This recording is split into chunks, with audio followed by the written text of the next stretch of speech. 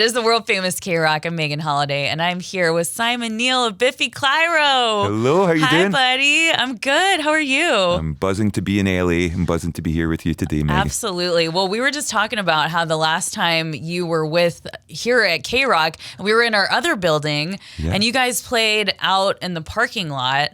We did. And my friend Cody, who does all our video, he was showing me the video from it, and it's just kind of funny also to see how far we've come with technology. Yes, I know. It's interesting, isn't it? The size of the cameras and the microphones. Yeah. It's like that was a great experience. We had a lovely day that day, and we've missed you guys a lot, but I cannot believe it's 14 years. Like, time has just changed shape. It's so weird.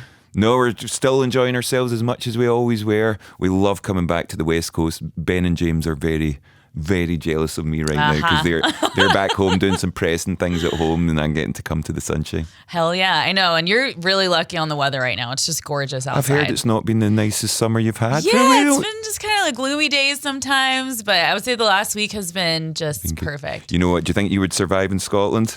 I doubt it. I doubt it. I like to think that I could, but I did live in San Francisco for a long time. Oh, right. So, I mean, I don't know. Well, rainy. If you're comparing San Francisco to Scotland, there's quite a big distance. I would go San Francisco every time. So I have to ask you, would I make it?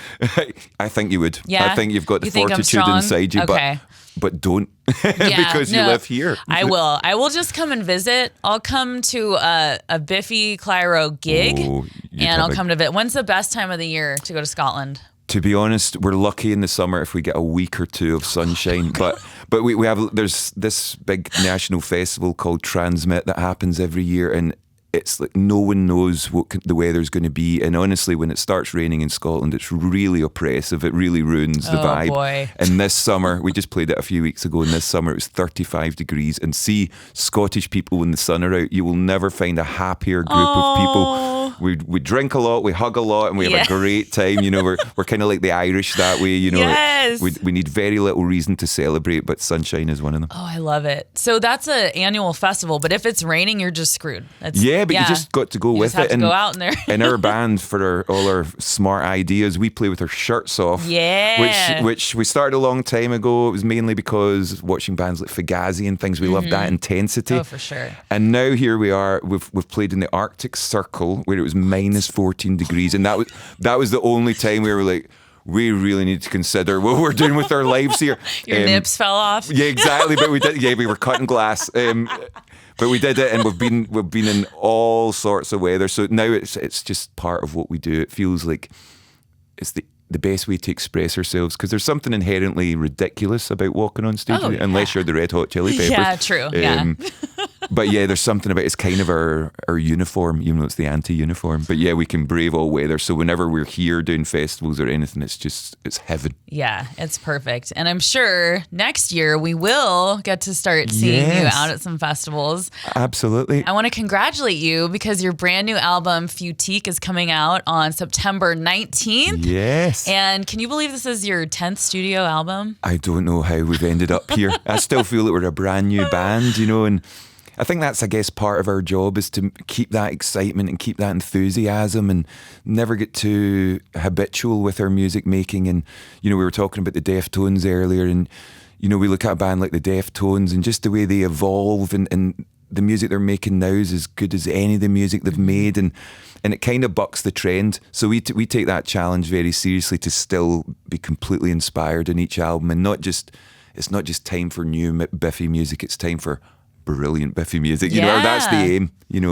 and I spent a couple of years away making some extreme metal. I don't know how you are positioned with your extreme metal. Do you like some heavy? Absolutely, of course, yeah. So my other band, we played with Dave Lombardo from Slayer, played drums in, and we toured for a couple of years. And were you like screaming? I think because I read about this band. Yeah, it's full on screaming, no melody. I love it. And actually, I needed to do that. It inspired me to write the songs on this record. For the first time, I kind of reflected on our journey as a band and the fact that we've been friends from when we were 7 years old, but we've been playing music together for like 25 years, since we were teenagers. So it was really nice to go and do something else and realise how much I missed the boys and I missed writing that music. And bizarrely, going from such intense and kind of atonal music all these big choruses just kind of fell out of me. You know, I felt like Elton John when I got home. I was sitting at my piano going, yeah, you know, hold me closer. But it was really nice to go from something that had very little melodic form to then kind of bring in something that came from the heart and was sincere and loving. I hope this album feels like a big warm hug. Some of our albums have been more like kind of fight music.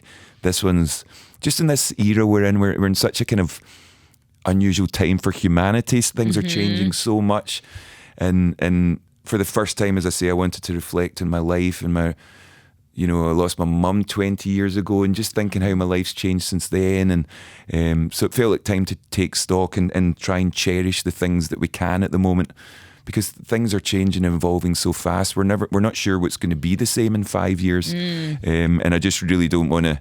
I want to be as present as possible. So the album's about being present with your loved ones and with music and just trying to experience life. I love that so much. And, you know, I think it's a constant daily reprieve of just trying to stay present, present. So I did read that Futique it's a combo of future and antique. Yes. Do you want to talk about that concept a little of course. bit? Yeah? So the title Futique, as you say, is future antique, and I just really like the concept of it, of just not knowing what we're going to miss. Like, you know, I started to think about things that we've done in our lives for the last time, you know, and how you don't necessarily know. One of my friends said that, you know, the last time he read his daughter a bedtime story, he didn't realise, and that's, I guess, his kind of Futique. For me, it was, I saw my brother's kids the other week were watching one of our shows live in the telly, and the first thing they do is take their shirts off and start whipping them around their head. And I just love that. And I know I'm going to miss that when they're older and I'm no longer cool Uncle Simon. You know, I'll just be that old tattooed boy in the corner regaling them of times of rock and roll. But so that's the kind of concept, and embracing the positives and the negatives in life that make us who we are. You know, I think the older I've gotten, the older I've realised that the bad stuff makes you who you are just as much as the good stuff, and vice versa. And life is a series of challenges, you know. Never ends. But that's what makes it special. And but I really just wanted to cherish the people I care about, and because I feel like over the years, especially being in a band, you go on the road for 10 months and you come back and you can just have missed lots of important life milestones. So I'm just trying to kind of find the balance. But the music on the record, it all comes from here. You know, it needs to be sincere, it needs to be honest, and I needed to spend that time finding my purpose for this record. Yeah, you can tell it's a very personal album, and we do need to talk about hunting season. Of course. Because I told my best friend, I was like, oh yeah, I'm interviewing Biffy Clyro, and she's like, so she went and she listened to the song, and she's like, you have to tell him to spill the tea on this song, because it's like talking about how like this person's like insufferable and da-da-da. And it's, you know, and it's just a total, like, I don't want to say a diss track, but it's kind of is. It kind of started that way. I'm not going to name who was on my mind at that point. Well, of course. But yeah, I'm really guilty of this too, but I pass judgment on things so quickly, you know, that way I don't take in all the facts. And I'll read a headline or I'll hear about something someone's done, or music, a new band or a new song. I can be like, ugh, and be dismissive very quickly. And obviously being in this industry and making music, you're putting yourself out there to be judged. And I still haven't quite my brain still doesn't quite like that aspect of it. But, you know, one of the lyrics in it is I'll play along, because I'm very aware that. So it's basically just saying we're all, you know, to do something in life, you have to put your head above the parapet, and you have to put yourself in instances where people will perhaps judge you rightly or wrongly. And that I still struggle with that, but the music and what, you know, my raison d'etre, you know, music is my lifeblood. So it's it's also when you create songs by yourself for so long, and then it becomes this public property. And that's sometimes I struggle to make that step. But yeah, the song's about that, how we're very quick to judge, you know, people that you barely know find you so insufferable. And it's like we've all felt that about other people, and also we've all felt that about ourselves, that people are passing comment, and you know yourself when you're a public figure.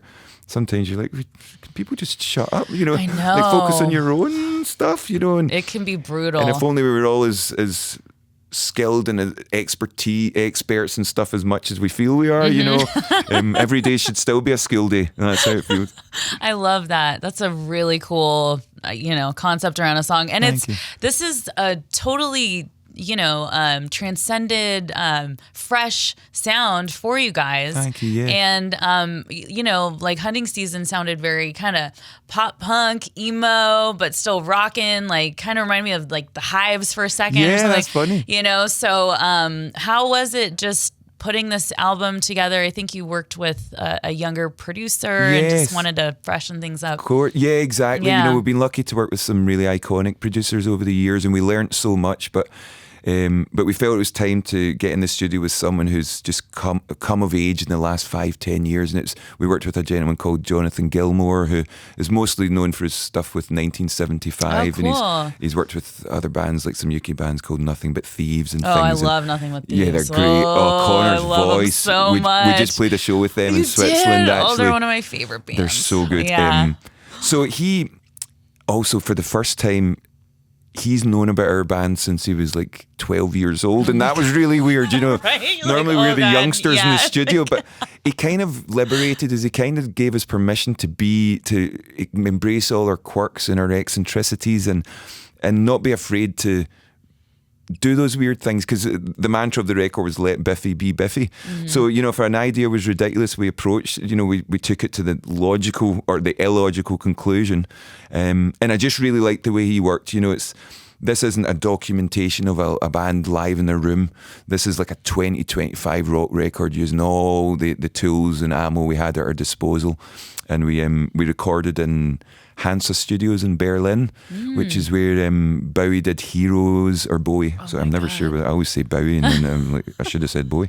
Did Heroes, U2 did Achtung Baby, Depeche Mode did all their early stuff there. So there's inspiration in the walls of that studio, and actually it's so close to where the Berlin Wall used to be, and they literally have boxes and boxes of Berlin Wall. So we managed to take some Berlin Wall home. God, that's they were giving it away like it was candy. They're like, please take it. It's been here for too long. Yeah, we went this 50 years, well, not 50, however many years. But it's really, I find it really important when we're recording to be in a studio where you're inspired to make something truly great. I don't think great art happens by accident. I think you need to aspire, you need to aim for the stars, and so I write all my kind of songs at home, and then me and the boys work on them, and then it's right, where do we want these songs to live? And you let your freak flag fly, and you just dream, and so we use some synthesizers that are like twice my age, it was like wow. this stuff. It was beautiful stuff. But yeah, Berlin. So it's a bit of a Berlin record, although less cocaine and milk than Bowie had. We were bratwurst and beer. Well, it's such a good album. I got to listen to it. I got the little sneaky link, and and I'm just so excited for you guys. If you just to kind of sum it up, is there a standout moment from making this album, or something that you just want people to take away from it? There's lots of standout moments when you're working on the music. So I love the creative start, and see when you're in the studio, it's turns a little scientific. So at that point I have to kind of put a pin in my emotions and remember that we're trying to create something that sounds so good. So my favourite parts are always when the three of us are standing in the room, and we always track together, even though we overdub afterwards, and it's not like a live in the room record. We need to have eye contact when we're playing, and the fact that there was a few times during this album, and maybe it's because I've been thinking of my past, and we were looking at each other, and I felt like proud of us that we're just buddies that have kept making music, and we're still doing it however many years later, and to be in that studio making new songs that we still care as much about these songs as we did back in the day. So it's those little innocent moments that really kind of spur me on and kind of make me glad of what we're doing, and then it's like, oh God, how do we fix this? Can I sing this note? I always worry about my vocals in the studio. Course, yeah. So whenever I kind of do a good vocal take, that's probably the moments where I'm like, oh yes, thank goodness. But making music's a beautiful thing. It should still be magical and unknowable, and that's what we try and retain a bit of that. So yeah, But yeah, lots of great times. Yeah. Well, it sounds like you made a lot of those Futique moments while you were recording that. I think, well, I'm trying to be as present as possible, as we were saying earlier. So yeah, I'm trying to remember these moments that normally just flash through your brain. You don't think twice. And actually, I'm just trying to, as I say, be as present as possible. I think we all should be, because there's a lot of stuff happening out there that we wish we could change, and it's so hard, and the world can be a tough place, but you know what? We've got to cherish what we can hold dear, and that's what I really want. And to these do. cool moments, you know, exactly. Like, I know this has been really nice to get to talk to you today. Absolutely, it's great to have a proper chat together. And I know together, you're going on tour in the UK next year, and then hopefully we'll find out about something in North America. We're coming back here in November, December. We're just sorting some shows, a few headline shows, and some radio shows, and then next spring we'll be coming out for a massive tour where we're going to hit everywhere,